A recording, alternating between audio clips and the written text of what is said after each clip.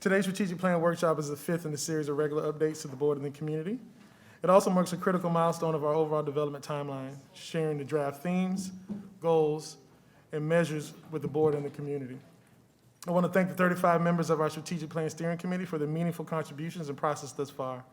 Before we begin, though, I want to stress that we are sharing today is just the first draft. This will be adjusted as we get feedback from the board. It's important to me as a superintendent to be transparent with the development process. And while these drafts are well in advance of the board's final approval in late July. Once again, the feedback we get from the board today, along with the multitude of other stakeholders via our focus groups.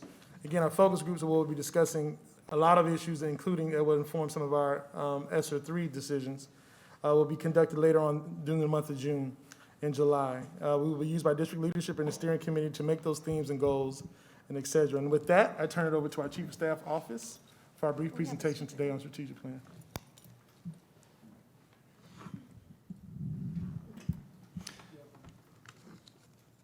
Chairman Barbieri, Vice Chairwoman Mrs. Brill, school board members, Dr. Fenoy. I'm pleased today to be here to help facilitate Strategic Plan Board Workshop number 5. Joining me at the table is Ms. Kathy Villavicencio. You see the agenda for the workshop. This really is a milestone meeting in that we will brief the board on the draft goals that will end up being our next strategic plan. So as we're sharing this with the board this evening, we're also sharing this with the greater community via focus groups. Those focus group meetings have already started and will continue throughout this entire month. So we're going to share the steering committee's initial proposal for themes, goals, and measures, and give the board the opportunity to give feedback.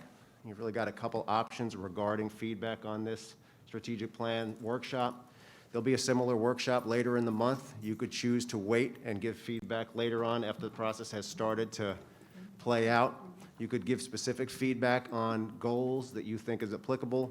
You could also take a broader look and just give higher level feedback, such as these goals seem to fit in with our vision and mission because these goals do not seem to align with vision and mission.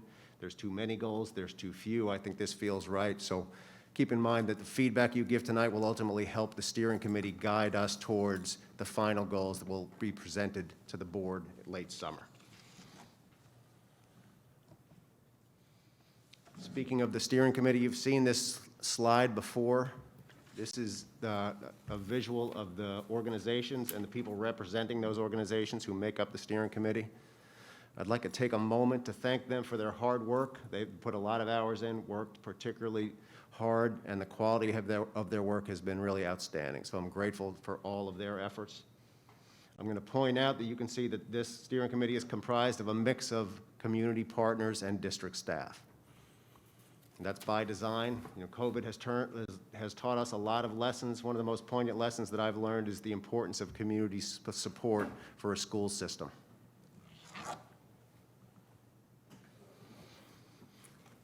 Thank you, Mr. Kearney. Hello, board. I also wanted to thank one of our steering committee members is here in the audience, Ms. Charmaine Postal. So just wanted to thank her for making the time to show support today. So just as a reminder, we had reviewed some critical structures with the board on March 3rd before we kicked off this work. I know there were a lot of conversations about timeline, engaging with the Council of Great City Schools, what might that look like? And so on March 3rd, we presented our plan for rolling this work out, and just wanted to take a moment to pause and review that. And so again, the steering committee, as Mr. Tierney said, is a mix of community partners and district staff, just to ensure we're kind of pushing our thinking with different partners at the table, and then also knowing that implementation is really where we want to focus our efforts. And so if we have folks at the table from the outset, we're hoping that that will just strengthen the work once we're ready to roll here. And so really informed by school board policy, the school board reviews and ultimately approves the goals, themes, and measures that the superintendent recommends. So, today we'll be sharing those drafts with you. Feedback is optional, but we will be coming back to the board in late June after we have some revisions, just to, again, show you drafts along the way, because we really understand that transparency is important, especially since you are the ultimate approvers of that plan. And so right now we're kind of in phase 2, as Dr. Fenoy said. The entire month of June is devoted to focus groups. That will be a mix of, district staff-led focus groups, as well as some focus groups led by Insight Education with some of our key stakeholders. And so we're really trying to just take this on the road. And regardless of whether, different stakeholder groups have feedback, it's just getting people to have eyes on this, really more so than anything else. So they know that the district is really making a concerted effort to be strategic. You heard Mr. Burke and his team talk about the American Rescue Plan and the ESSER 3 funds. I know Mrs. Andrew talked about getting community input. So it's kind of serendipitous that all of this has aligned because we can leverage these opportunities to make sure, we are engaging the community in those conversations, that they understand what the work is. So just wanted to remind folks that this is the framework, and, those key performance indicators will really be defined by the folks that do the actual work once the school board approves those goals and the measure. So again, the steering committee is really focused on the what, and then the how comes after and is really largely owned by the folks who actually implement that work. So that's an important distinction there. Quickly, we share this every time we come forward, the timeline for strategic plan development. We did push back just the board workshop, today's board workshop, by 1 week. But again, this is really where we're unveiling our draft goals and measures. So as Dr. Fenoy said, this is a critical milestone today. And as Mr. Tierney said, just really thanking the members of the steering committee for supporting this work moving forward. But again, now we're really engaging the community in phase 2 to validate, right, these drafts, to make sure they look good, to make recommendations around clarity and intent. And so just wanted to orient us to that timeline. And I'll pass it back to Mr. Tierney. So this is the summary of the steering committee's work to date. It started basically looking at group norms and a calibration of purpose. They moved on to data analysis and then root cause analysis. They spent a lot of time looking at the feedback we got from the initial survey, and all of that culminated in them creating the draft goals that you'll see shortly.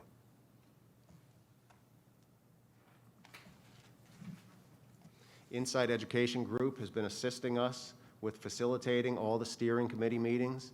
They're going to help us with some of the high-impact focus groups meeting as well. They were here last week when the workshop was scheduled for last week. Could not work out having them here this time, but we will work hard to get them next time we have a strategic plan board workshop.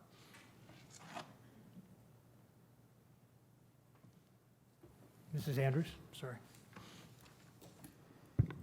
Can you tell us about the Inside Education Group, the consultant? Tell about? Yeah, just ma'am. who they are. You said they were here, so how many people? Is it several consultants? You did say that we weren't actually paying them. It's volunteers. So just explain to the board. I've never met them personally. Sure. So I think we all need to know what that is. Sure. They're a community partner, and they're assisting us as part of a larger grant called Project Ignite. It's a TSL grant. They really have an excellent national reputation for creating high-quality strategic plans or assisting districts for creating those. We've been extremely impressed with the work they've done with steering committee. We're looking forward to helping them or watching them help us with the focus groups as well.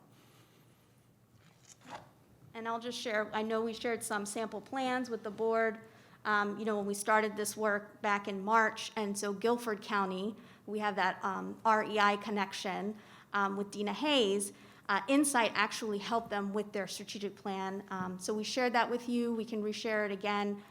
But they're very adept at this work, as Mr. Tierney said. And so we'll share the MOU for the Project Ignite so you can kind of see some of that. But I know that MOU came forward for board approval in March, and so we'll reshare it as well. Also, I think well, at least I instructed the team, to make sure that the board, when we got the grant, to go over it with each of the board members, so we'll be glad to go over that grant again if necessary. Mrs. Andrews? Just a quick follow-up as I look at the chart. Now, the NSB, the National School Boards Association, is that Mary? Yes, it is. It is. So we are keeping her on. I know that we do have this new department that's supposed to be doing this, so we do have several consultants as well as the new department to get the strategic. Is that what's happening here? Just help me. She's still under contract, Ms. Furtakis, and we're really looking at Insight as a community partner who's working with us through a grant. So we don't qualify, we don't refer to them as consultants, but they're another community partner who are assisting us.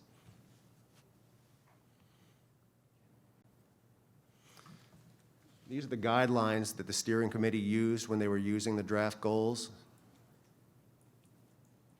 First two are really driven by the work of the board, and then the last three came from lessons learned from our current strategic plan, and as well as the national scan we did when we started this. And Ms. Villavicencio just referenced some of the strategic plans that we shared with you. We looked across the country at strategic plans we thought were of high quality, and those are really the two driving factors regarding the criteria.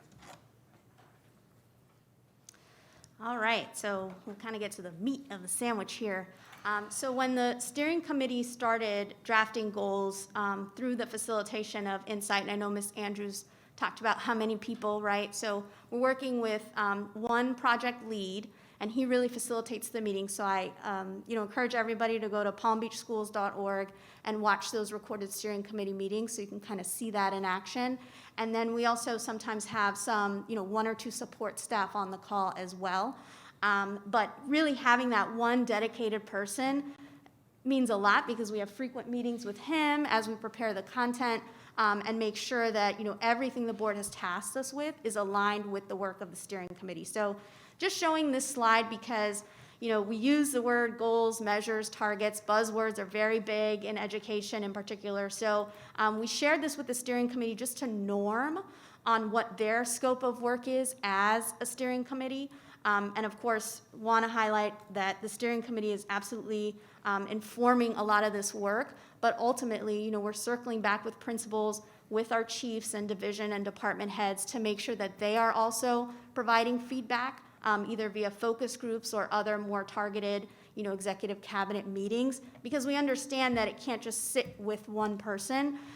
That's something that we've heard from the board time and time again, and so that criteria that Mr. Tierney shared really drives, what the steering committee came up with and has proposed. But again, these refinements are really informed by the school board, our different stakeholder groups, our chiefs. So just wanted to again say that there are a lot of eyes on this, helping us make sure these are a good representation of what we need to work towards and focus on as a district moving forward. And so this is just kind of, again, norming what are goals, measures, and targets so that as we have this conversation, we can kind of make sure that we're all aligned in that sense.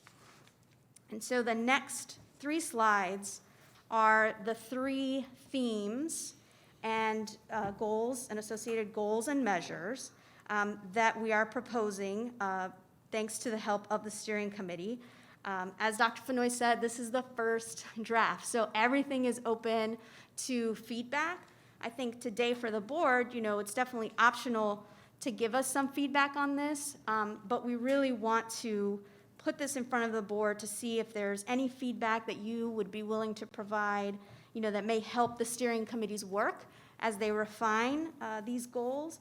And then, specifically, I know there's some hands, but anything that's, particularly compelling to you, anything around needing more clarity, including things like the number of goals, and then, again, do you see alignment with some of that foundational work that you had shared with us? So we can go one by one, but definitely want to leave the majority of today's time for you to share that feedback if you choose to do so. We have a couple of board members who want to speak. Mrs. McQuinn, then Dr. Robinson.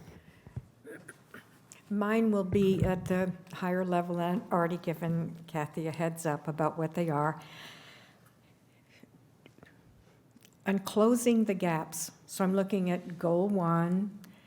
Well, that's that's the specific one, and it can translate across other ones. I want to do more than closing a gap, and I know we have to look at that. And when it says decrease gaps, okay, I'm good with that, maybe. I am good with that. But when it says while improving grade level proficiency for every student, I'm going to go back to Dr. Robinson's, what is the portrait of a graduate? I don't just want grade level proficiency for every student. And I want us to address, before we go to the community, when we talk about equity, we're not talking about lowering expectations for any students. So again, I know we don't solve it today, but I'd like to have the discussion about it. Dr. Robinson, then Mrs. Whitfield. Thank you. I want to follow up on the same goal one. So I don't like close the gaps. I actually hate talking about the gaps, right? So I don't know what the best words would be, but maybe it's increased proficiency for each group or something, but not, we should be comparing to 100% proficiency if we're looking at groups, right? And if we're looking at individual children, we should be looking at their performance compared to level 5, right? And so it, you know, like all of us, it'd be just fantastic if all of us are level 5, right? But we could close the gap by holding somebody down. And I know that's not our intention, but I think we need to be very, very clear with the words. And then with the other ones, goes 2, 3, 4, and 4, all talk about access in the goal. I think it should be like provide, you know, instead of access. I mean, I just, like, just more definitive words. So, I mean, the descriptors, I think, are better than the overall, overall caption, so. All right, thank you. Mrs. Whitfield. Thank you. First of all, I want to say a huge thank you to all the partners out there who worked on this. I know they've taken this very seriously, and so I really appreciate their time and effort, and that they cared enough to really even give us advice is just huge. 2 comments. The first one is actually, I honed in on that word access as well. To me, it seems like, what do you mean access? Like we're just going to provide you an opportunity, but if you don't take advantage of it, then you don't get it? Like, that just seems weird to me, because one of them is high-quality early literacy instruction. Like, we should be giving high-quality early literacy to everyone. So the provide or some other better word in there, I think would be good. And then on actually the second slide, I know we're talking about embracing our community, but through our measures, we don't seem to have anything that really shows the connections to the organizations within the community. And I feel like there should be some sort of a tie to all these organizations that support us. There's just so many out there. So how we can evaluate that, I think, needs to be thought out a little bit more, to make sure that we are drawing in those partners who are supporting our students, because we have so much. And the way that this strategic plan looks like, it looks like we're just planning on doing everything ourselves, but we don't do everything ourselves. We have so many people in the community that help us, and I think we need to recognize that somewhere in our strategic plan. I think maybe you might be tying that into where you say potential 4th goal around behavioral and mental health work. So maybe that could go in there, or it could be tied into goal 3, which is like access to social and emotional support systems. The measures don't put something about community in there, but I think that maybe it could fit in there. So that is just some of the space that I was thinking we could add that in. Thank you. I agree with, I think, Dr. whoever said, I don't like decrease either, so we need to do something with that so that it's clear to the community that we're not dumbing down the system to close the gap. So we need to fix that language. And while we're on goal 1, we need to include pre-K in there. It says K-12 subgroups. It should be pre-K should be included in goal 1. With respect to access, I agree. I don't like access. We've had access all along, but some kids never get there. So maybe it's delivered, necessary, high-quality early learning, literacy, whatever you guys come up with, but just simply having it available doesn't mean we're going to make sure the kids that need it get it. So we're going to need to do something with that. Dr. Robinson? Okay, Mrs. Andrews? Thank you, and I agree with some of the things I've already heard, but I'm really concerned with the emotional, social, and family connections as we come out of the pandemic. But as I look at this, what it says increase could mean by 1. We need to be a lot more specific than saying increase the percentages. I don't know what you're talking about there, because it's not saying enough to me when you just say increase. And then when I looked at postgraduate success, everyone can't, we haven't been providing an industry certification for a lot of our children, so we need to look at vocational programs too. So this whole piece needs to it's undergraduate success, but it almost needs to be over here where we're talking about rigorous middle school, as well as high school, because we've got to start with these children early. We can't wait for them to kind of say, at the time, for postgraduate success in high school, they're going to have all of these things happening. We've got to go back to the middle school and begin to identify students who are having difficulty that really need to focus maybe on advanced placement courses, but they may not want to do that. They may need to look at some career certifications as well as vocational programs, and we need to provide those kinds of opportunities to children early on. So that could be something that we need to do. But when I see increase, it really doesn't tell me much of anything other than that we're saying we're going to do something. And then when I looked at this and I looked at the strategic plan from last time, it's almost the same thing. We really do need to be specific about what we truly mean when we say equity and really getting to the meat of what we want to do for the children in here. And it's the same kind of words again, it's the same. And I thank everybody for their input, but we've got to make this tighter as to what we're going to do and how we're going to do it for high academic achievement, literacy, closing the gaps, getting our communities involved. We say we're going to do it all the time, and now we're saying that we're going to increase it and we're going to do these things, but how? What does that mean? What does it look like? And so I think I need different kind of words to help me know that it's really going to be an emphasis. If I may, Mr. Chairman, we omitted one important fact that Mrs. Andrews alluded to.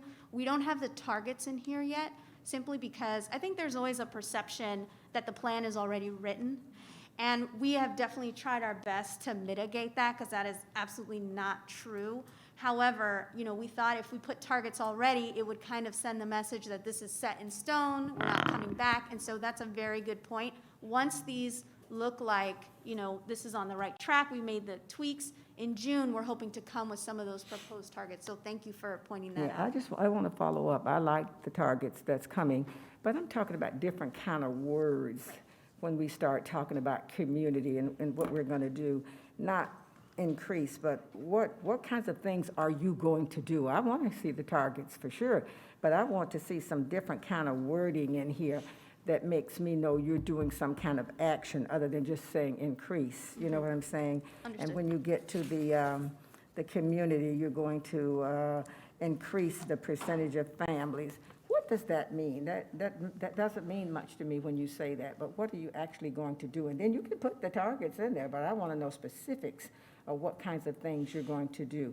Maybe a general big word, but it needs to be something other than increase. If you're going to be doing something within the community, talk about what you're going to do, and then you can put those targets in there. But this is just very broad, and it reminds me of what we've already done with the numbers, with the targets. So I'm looking for something different. Dr. Robinson, then Ms. Brill, then Mrs. McQuinn. Okay, so I guess I should be polite and defer to them since they haven't spoken yet, but don't forget me. That was nice of you, Dr. Robinson. Ms. Brill, and then Ms. Such a McQuinn. nice person, you didn't know? Thank you. Thank you. Well, I'm going to be very quick. I agree with everything that everyone said. We need more action words, more positive action words. But I just wanted to add one item into Goal 5 for the postgraduate success, and that's apprenticeships. I think that's important that we throw that in there. And that's my comment. Thank you. Mrs. McQuinn. Dr. Robinson got her turn? Oh, yay, okay. I promise I won't wordsmith, and I understand our strategies are not here yet. And as a district, I understand that we're setting the direction for what schools will then do and how their strategy, school-specific, will make it all happen. And I have confidence they will. So just going back to the theme, I know I understand, don't whatever it is, dwell on the word improve. We're going to make that specific. Instead of academic access, though, can it, and we've talked about closing opportunity gaps, no. But can we have academic success instead of access? So I won't wordsmith anymore tonight. I'll save that for next time. Dr. Robinson? Thank you. So now that I've been nice, I want to be disruptive. So, I keep thinking about, all the work, all the changes we've tried to make as a district over time to improve outcomes. And what are the things that we did not do? And one of the major things is to partner with community, right? And so I really love this theme about embracing our community, but I think it should stand alone. I think we should split and have one theme that's embracing our community as partners or some such words. And under that, the goals, I would separate empowering, engaging families, and then empowering and engaging community as partners, or whatever words would be, right? And then I would have the next theme be about the social emotional well-being, with the goal, physical and emotional safety, access to social emotional support systems, and add the mental health work there. But in my head, the partnering with community and truly working with parents as partners, really doing it is so, such a change of how a business, the usual business, and I think it will make a significant difference. I think it should stand alone. Standalone theme. Right? Now, that's what I think. And then, the other thing is, so under this empower and engage families and communities, so you have this whole thing, okay, increase the percentage who report positive. So it's the reporting part I have a problem with. That's just like answer the test correctly, right? So something that to me feels like an emotional word, like they feel or they have positive, proactive interactions with the school system, and that parents and community support providers are equipped. I don't know, Yeah, I think, our principal representatives have been absolutely phenomenal, and they are conducting focus groups right now with their colleagues, and they have been courteous enough to invite me to some of these, and when I can attend, I absolutely do. And they've talked about some of these measures, right? So we know having a goal like this is incredibly important. I think, as we talk about the accountability with the ARP, ESSER 3 funds, as well as just a referendum, right? What is the evidence that we're showing that we're making a difference, that we're meeting these goals? And to be honest, these measures are harder, right? And a lot of times based on self-report.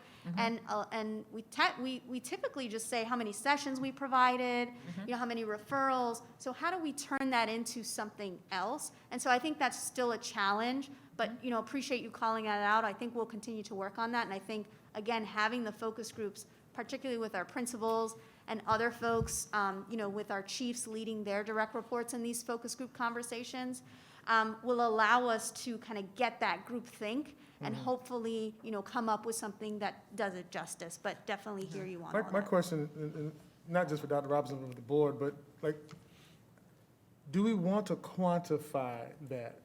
Meaning the community, because when you quantify it, so there's a difference between qualitative and quantitative. If you quantify it, it has to be a hard number. So it's just food for thought. So I actually agree with this whole community engagement piece at every level, high-end communities, low-end communities. But the question becomes, how are you as a board gonna hold us accountable to that? What evidence am I gonna give you ultimately to say that we met that target? And I think that's what we just have to work out. Dr. Robinson? So, yeah, I agree with that, and that one is one of the harder ones, but what I wanted to insert in the conversation is, so, as part of this, so, Council of Great City Schools, school board coaching cohort, or whatever this thing is, I shouldn't say it like that, this group that I'm in, and they said something about strategic plans that clicked in my brain, and that it is the superintendent's implementation plan, right? Yep. So I think, So in other words, we need to micromanage the hell out of this at the front end, right? Because, I'm just saying. Yep. Because then, I mean, I get it, we should just kind of step back and ask for the measurements of what's going on over time, right? But I want to include, when we're talking about measurements, some of the measurements are process measurements, right? So when you come to the strategies that you're gonna do, right, like, okay, so let me go to my reading recovery. If we say we want every school to have a reading recovery teacher, and then we have this many, you'll measure the process, but here's the expected outcome. And so, but we can't put the process measures in place until later. But I think as you're thinking through this, the process measures are important, because at the end of the day, if we don't meet the mark, did we do what we said we were gonna do? If we did, then we had the wrong strategy, if we didn't get the outcome we expected, right? Or what happens most of the time is we didn't do what we said we were gonna do with fidelity. And so, but I think that we need to think about that process measure as we go along. But that's it. I mean, I think I'd just be thrilled if we do have the family and community engagement part, embrace the community as a separate theme entirely, because I think we need to uplift the importance of that work.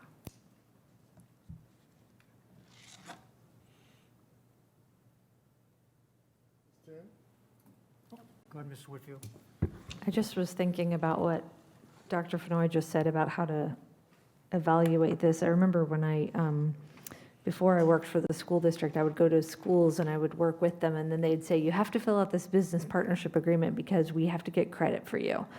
And I never wanted to fill it out. I always thought it was annoying. And I always think about, that they were probably just filling out some metric, right? And I probably should have just filled out the paperwork. But the reality to me is I don't care how many people we engage, it's the quality of what the engagement and how they are really working with us. So maybe we could actually tie the work that they do to the other metrics on how they are actually supporting the goals that we're trying to come out with. So it's not just we have 10 this year and we have 20 next year.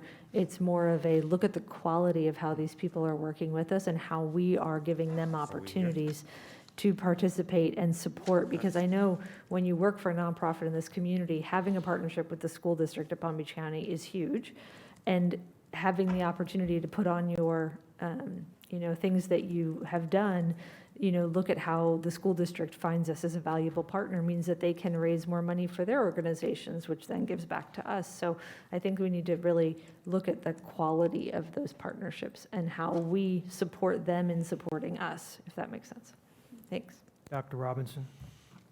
Thank you. So that triggered another thought. So one of the things that I hope that we improve over time, and I don't know that this is in the strategic plan at all, but is to get principals to actually kind of outline, I guess it would be their school-based strategic plan. And I don't mean the school improvement plan. I mean the principals, like, paint the picture, right, of this is where I'm trying to go, this is what I need, da-da-da.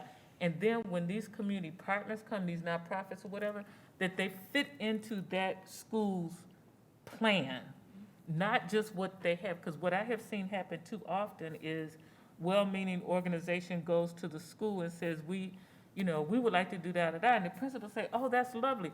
But it's not in alignment with what they know they need. It's extra stuff and it's happy and nice.